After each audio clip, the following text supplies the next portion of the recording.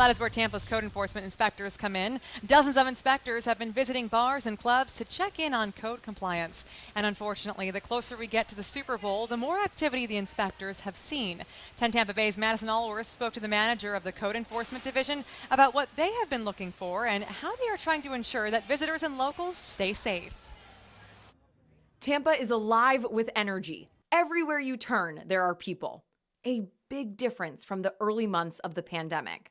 But with the excitement and crowds has come an increased need for enforcement. When we go in, what we're looking for, if we're going to give a citation, is like blatant disregard for the rules. So if there's one or two people without masks on, it's just a warning, make sure they have masks.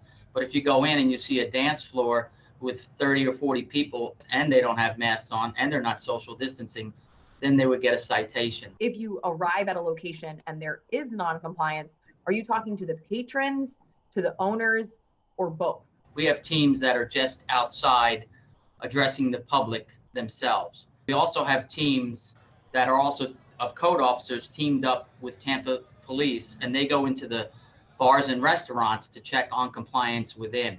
So far, no individuals have been given citations, but there have been multiple bars and restaurants that have. This week, Tap House, Katrina's Tacos, and Penthouse were all given first citations. Keswar was given their second citation. Another establishment that garnered attention was Water. Code enforcement was there at 10:30 when things were calmer. There were some patrons that did not have masks, but it wasn't like a flagrant violation where they were not attempting to keep everybody in compliance, so they were given a verbal warning. But after last night's party, code enforcement plans to monitor closely. We'll come back later to ensure compliance. If they're not in compliance, they could get a citation.